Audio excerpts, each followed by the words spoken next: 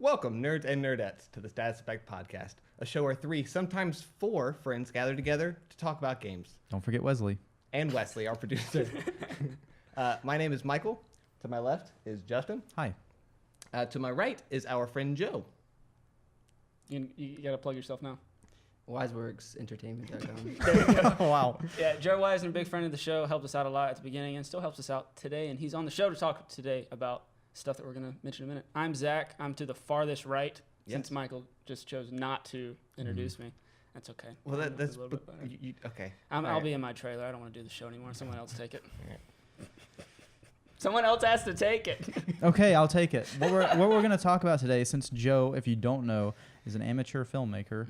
Amateur. Well, Yes. I guess. I mean, he hasn't been hired by a studio, right? Yeah. No. Okay, I so do not. Yeah. He's doing his own but thing. when I say amateur, what I mean is Try so hard not to be professional.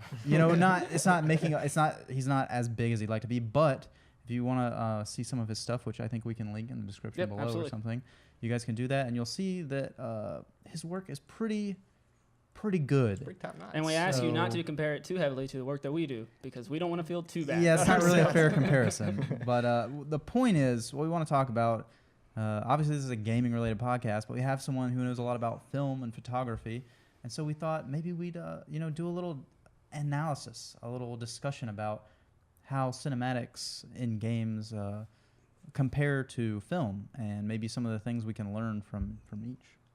That's pretty good. I That like sounds that. good. All right, well, let's jump right in. We talked a little bit about, before we started recording, Joe, you had some interesting insight into, what did we decide what it was actually called? The third I'd person? say like fixed perspective or something. And let's perspective, give an okay. example of the kind of games we're talking about. Like, Okay. for example, probably a lot of people played Resident Evil or Yep. maybe even Diablo 2, which is kind of like an isometric game, but games where you have a fixed camera angle, and because of that, not only can you have more detailed backgrounds, but the game's director can sort of control what the player sees.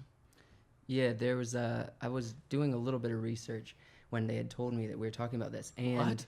You did just a research tad before? bit. It was like 5 minutes. Making us look bad. I watched like 2 videos. All right, but just because I'm not a huge gamer, and so pretty much my gaming knowledge comes from these guys. Nice. That's pretty much it.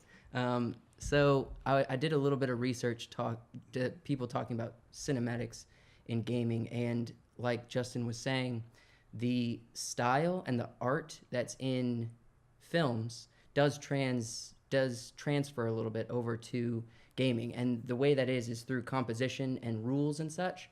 For example, when you don't have the player of the game in control of necessarily the composition and the look of how you're seeing it on screen, Mm-hmm.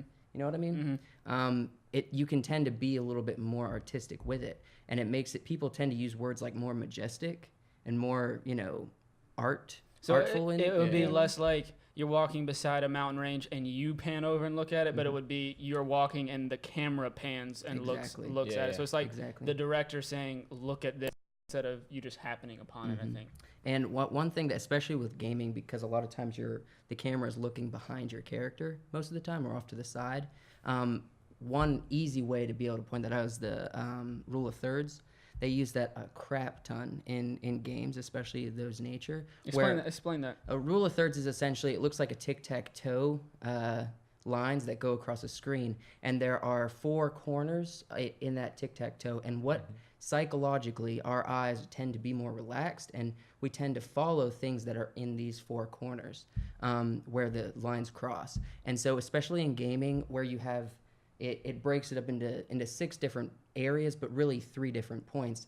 Vertically, you have, or horizontally, I guess you would say, you have the different focus points of what's happening on this playing field. But then you also have vertically. So if you see, when you're watching it, say you're in a game and you're on a horse or something, and you're running across a field, you might see that the camera itself will move down closer to the ground. You'll see a little bit of the dirt flying up or whatever, but it also puts your character on the horse sort of off to the right or sort of off to the left, depending on which direction you're running. And the reason is because they want to show the horizon beyond you. They want you to give a beautiful scenic view of where you're running to. And it also is giving you a little bit more of a relaxed feel that feels more cinematic. It feels more like you're telling a story there. That's exactly the effect they use in Shadow of the Colossus. That's what right? I was going to say, yeah. They did the exact effect on the horse, and it kind of gives you this sort of more appreciation, I guess, more focus on where you're headed, you know, and it makes it feel more like, oh, I'm on a journey. This is wonderful. It makes it more grandiose. Yeah. You know? Because you see the sky and everything opening up, so. Yeah. It's pretty cool. Even like if you come on a giant monster, it gives you a little bit of a view. It looks up with your character still on screen. Right. It'll show you. It'd be like, all right, this feels very cinematic, even though my character's moving and I have control over it. Yeah, it gives you a sense of the scale of the thing you're dealing with. Yeah, it tells a story. And I would say that style of filmmaking, as opposed to first person, or where you just center your character in the middle of the screen, it's always centered. That way is more it's a little bit more artistic than those other options, because obviously you have more control of what you're looking at, and it's telling a story outside of.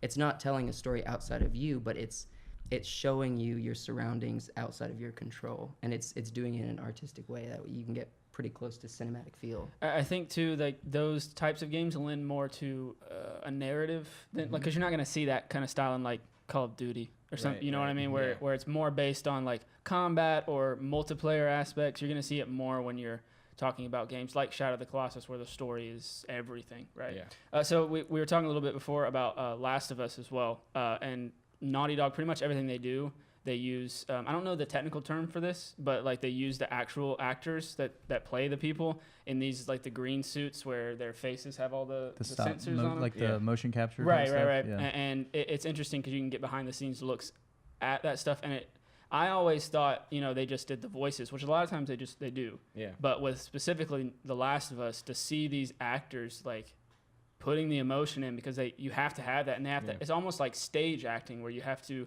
be more, or is it less emotional? You know, like for stage you have to kind of ham it up a little. Yeah, you have to ham it up because people have to be more. able to see you from a distance. Right, exactly, and the emotion has to be on your face a lot. And I always think about. Who's the guy that played Gollum in Lord of the Rings? Andy Serkis. Andy Serkis. He does a lot of work with that same, and they use that same kind of technology when it comes to video games. Played Caesar in the Planet of the Apes He also played Snoke in the new. Oh, really? Okay. He was actually himself in Black Panther. Like he was just a normal person, which was so weird. I was like, oh my gosh, this guy. There's only a handful of those. Yeah, but anyway, that's the same kind of technology that they use. And I just think, man, the work that has to go into that, because you have to film it like you are filming, and it'd be so hard to act because it's just a bunch of green screens. Yeah. And you're interacting with this character who looks ridiculous because they've got all these sensors all over them, and then the work it takes to render that out and make it look. I mean, all of Naughty Dog's games look fantastic. They look amazing. There's actually a feature film that was entirely shot that way as well. Really? You know what it was? Beowulf. Oh, I forgot about that. Yeah, everybody did. I don't think I watched it. I have it. I'll bring it to you. Okay, cool. I think it's got Angelina Jolie like dragon nipples or something in it. So if you're interested, I mean, hey, there's a plug for you. I don't know where to go